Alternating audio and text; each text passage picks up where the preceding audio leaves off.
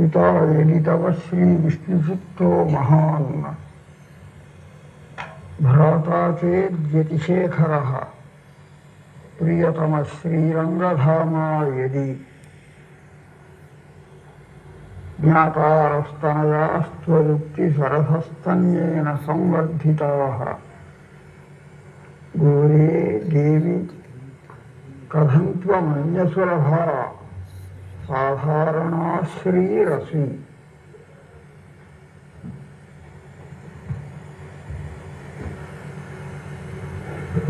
ప్రియ భక్తాగ్రేశ్వరులారా, ఇవాళ 5వ రోజు 5వ పాసురంలో ఉండే విశేషాన్ని మనం సంగ్రహంగా అనుసంధించుకుందాం.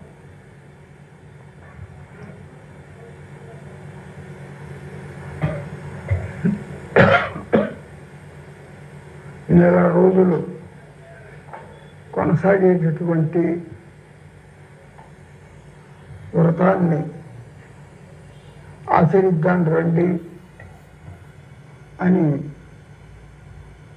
తమ వారలో ఉన్నటువంటి సఖురాండ్రను అందరినీ అండారమ్మవారు పిలుచుకున్నాడు. సరే, అందరూ కలిశారు. ప్రారంభిద్దామంటే ప్రారంభిద్దామని అనుకున్నారు. అందులో ఒకరిద్దరు నెల రోజులు కార్యక్రమం కదా, ఈ కార్యక్రమంలో మధ్యలో ఏమైనా ఆటంకాలు వస్తాయేమో, ఇన్ని రోజులు కార్యక్రమం కాకపోతే దాన్ని కొంచెం సంకోచించుకుంటే చాలదా, లేకపోతే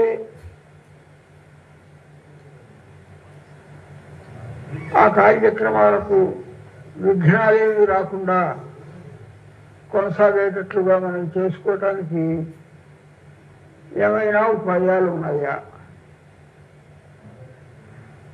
అని ఒక ఆమె ప్రశ్నించింది. అందులో అట్లా ప్రశ్నించడంతో నీకెందుకు సందేహం వచ్చింది, అనుకున్న కార్యక్రమం సక్రమంగా కొనసాగుతుంది అని మనం అనుకోవలసి ఉండగా ఏవైనా విఘ్నాలు వస్తాయేమో, కనుక దీర్ఘకాల ప్రణాళిక వేసుకోకుండా కొద్ది రోజుల్లో, అంటే ఒక నవరాత్రాలు 9 రోజులు, లేకపోతే సప్తాహము 7 రోజులు, 4-5 రోజుల్లోనే ముగించుకుంటే సరిపోదా అని చెప్పడానికి కారణం ఏమిటి, ఎందుకు అట్లా సంకోచిస్తున్నావు అని అంటే ఆమె సమాధానం చెప్పింది. ఒక్కొక్క కార్యక్రమాన్ని ప్రారంభించేటప్పుడు పెద్దలు మంచి ముహూర్తం చేసి ఏర్పాటు చేసి పెట్టినా, అట్లాగే ఆ కార్యాన్ని సాధించగలిగినటువంటి వాళ్ళు, కార్యకర్తలు సమర్థులైనటువంటి వారు ఉన్నా, అందరి ఆమోదం ఉన్నా, ఒకప్పుడు మనం అనుకోని విధంగా ఆ కార్యక్రమం ఆగిపోతుంటుంది. ఆగిపోయినట్లుగా మనం చూస్తున్నాం పూర్వం. అందువల్ల నాకు సందేహం కలిగింది అని సమాధానం చెప్పింది. అదేమిటి అనంటే, రామే రాజ్యం పితురభిమతం సమ్మతంచ ప్రజానాం మాతా వవ్రే తదిహ భరతే సత్యవాదీ దదౌ చ చింతాతీత సమజని తదా పాదుకాగ్రియాభిషేకః దుర్విజ్ఞేయ స్వహృదయమహో దైవమత్ర ప్రమాణం. రామచంద్ర స్వామికి పట్టాభిషేకం చేస్తాననుకున్నాడు దశరథుడు. వివాహం అయిన తర్వాత 10-12 సంవత్సరాలు గడిచిన తర్వాత పట్టాభిషేకం చేస్తాననుకున్నవాడు ఎవడు? చక్రవర్తి దశరథుడు.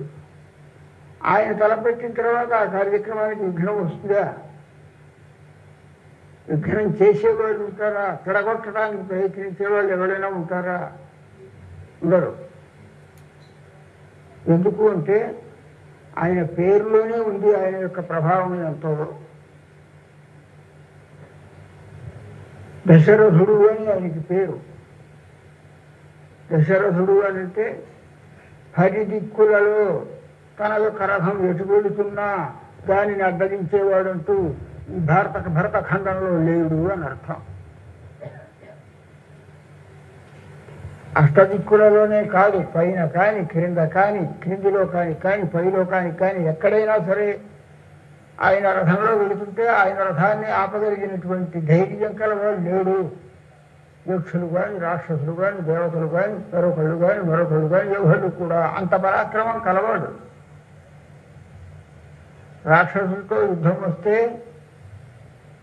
ఇంద్రుడికి సహాయం చేసి ఆ రాక్షసుల్ని వధించి ఇంద్రుడి యొక్క రాజ్యాన్ని, స్వర్గరాజ్యాన్ని మళ్ళీ కాపాడినటువంటి వాడు. అటువంటి వాడు తలపెట్టాడు రామచంద్రుడికి, తన కుమారుడికి పట్టాభిషేకం చేస్తానని. అటువంటి దానికి విఘ్నాలు వస్తాయా? విఘ్నాలు వస్తాయి అనుకోవడానికి అవకాశం ఉందా? ఏమీ లేదు. రామే రాజ్యం పితురభిమతం. పిత అంటే తండ్రి. దశరథుడు అభిమతంగా తన ఇష్టంగా ఈ కార్యక్రమాన్ని బ్రహ్మాండంగా నెరవేర్చాలి, రామ పట్టాభిషేకం చెయ్యాలి అనుకున్నాడు. ఒకవేళ ఆ చక్రవర్తి గారికి ఇష్టం ఉన్నా ప్రజలలో కనుక ఇష్టం లేకపోతే ప్రజాభిష్టానికి వ్యతిరేకంగా చక్రవర్తి ఏమి చెయ్యలేడు. ఏమయ్యా ఎందుకు అప్రయోజకుడు వాడికి పట్టాభిషేకం చేస్తానంటే మా కొద్దు రాముడు అని ప్రజలందరూ కనుక తిరగబడితే ఆ దశరథుడు కూడా నిజంగా ఏం చెయ్యలేడు. కానీ సమ్మతంచ ప్రజానాం, ప్రజలందరూ కూడా సమ్మతించారు. ఎప్పుడు ఈ ముసలివాడు రాజ్యంలోంచి దిగిపోతాడా, మా రాముడిని వెళ్ళి సింహాసనం మీద ఉండగా ఎప్పుడు చూస్తామా అని ఆరాటపడుతున్నారు. కనుక ప్రజలలో కూడా వ్యతిరేక భావం లేదు. ప్రజలందరూ కూడా అంగీకరించినప్పుడు తప్పకుండా జరిగి తీరుతుందన్నమాట. సమ్మతంచ ప్రజానాం. కానీ మాతా వగ్రే తదిహ భరతే. మొదటి రోజున దశరథుడు మహాసభను ఏర్పాటు చేసి రాజ్యంలో ఆయా ప్రాంతాలలో ఉండేటటువంటి పెద్ద మనుషులందరినీ కూడా, అన్ని ప్రాంతాలలో ఉండేవారిని పిలిపించి, పురోహితులైనటువంటి వశిష్ఠుల వారిని కూడా పిలిపించి, అయ్యా రేపు ఏదో కొద్ది రోజులలో తొందరలో మా రాముడికి పట్టాభిషేకం చేయదలుచుకున్నాను, మీ అందరి యొక్క అనుమతిని తీసుకొని పట్టాభిషేకం చేస్తాను, మీరు కోరితే ఇదిగో మా పురోహితుల వారితో ముహూర్తం పెట్టిస్తాను అని అన్నాడు. ప్రజలందరూ ఒప్పుకున్నారు. ఆయన కూడా ముహూర్తం పెట్టాడు వశిష్ఠుల వారు. కానీ ఉత్తర క్షణంలో ఇట్లా సభలో ఈ మాట చెప్పాడు. మళ్ళీ అంతఃపురంలోకి వెళ్ళాడు. వెళ్ళడంతో ప్రారంభమైంది విఘ్నం. మంగళ వెళ్ళి కైకేయితో చెప్పింది, ఏమమ్మా నీ కొడుక్కి పట్టాభిషేకం జరగాలి కానీ ఎవరు కౌశల్య కొడుక్కి జరగటం ఏమిటి? నీకు వివాహం జరిగినప్పుడు నీ తండ్రికి ఈ దశరథుడు మాట ఇచ్చాడు, నాకు పెద్ద భార్యలు ఇద్దరున్నారు కానీ వారికి సంతానం లేదు, అందువల్ల మీ అమ్మాయిని నాకు ఇవ్వండి, నేను వివాహం చేసుకుంటాను, ఈమె కలిగినటువంటి కుమారుడికే రాజ్యం ఇస్తానన్నాడు, ఇప్పుడేమిటి నీ కుమారుడు భరతుడికి కాకుండా రాముడికి ఇస్తానంటున్నాడు, కనుక ఇదేం బాగుంది అని ఆమెకి మనస్సు మారేటట్టుగా చెప్పింది.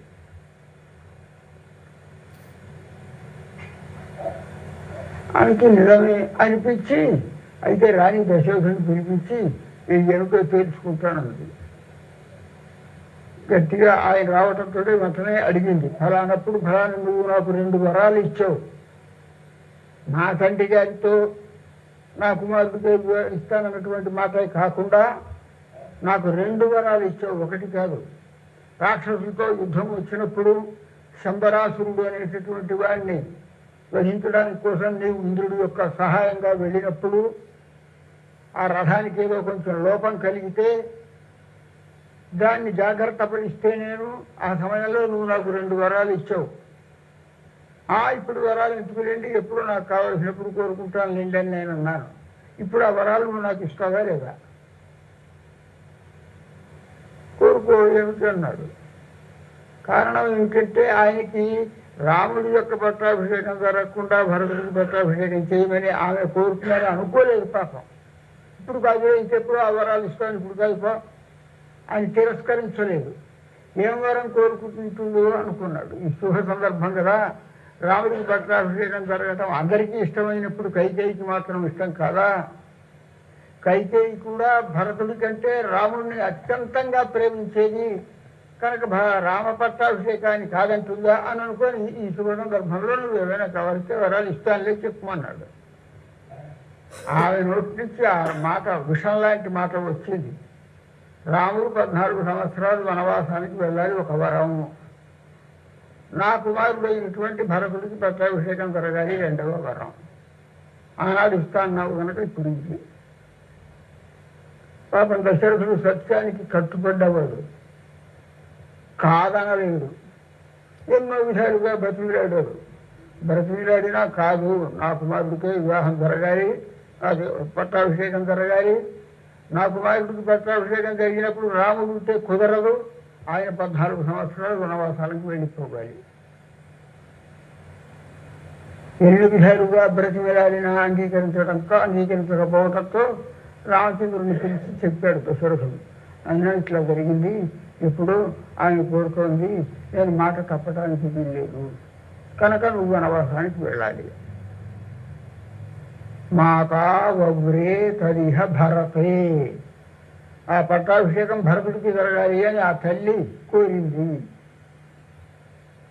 సత్యవాది దరౌచ, సత్యానికి కట్టుబడ్డవాడు మనకు ఈ మహానుభావుడు దశరథుడు. సరే అని ఇచ్చేశాడు. సరే, ఇంతవరకు బాగానే ఉంది. రాముడికి పట్టాభిషేకం అనుకున్నారు, అది జరగలేదు.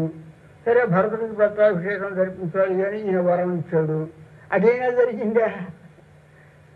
అది కూడా జరగలేదు. చింతాతీత సమజనితదా పాదుకాగ్రియాభిషేక, ఎవరైనా అనుకున్నారా పాదుకానికి పట్టాభిషేకం జరుగుతుంది అని? భరతుడు సింహాసనం మీద కూర్చొని రాజ్యం పరిపాలిస్తాడేమో అనుకున్నారు, కానీ ఒక్కళ్ళు కూడా దానికి అయితే పాదుకానికి పట్టాభిషేకం జరుగుతుందని అనుకోలేదు. భరతుడు అంగీకరించకపోవటానికి కారణం రాముని మీద తనకున్నటువంటి గాఢమైనటువంటి భక్తి. ఒక సదభిప్రాయం కలుగుతుంది కదా.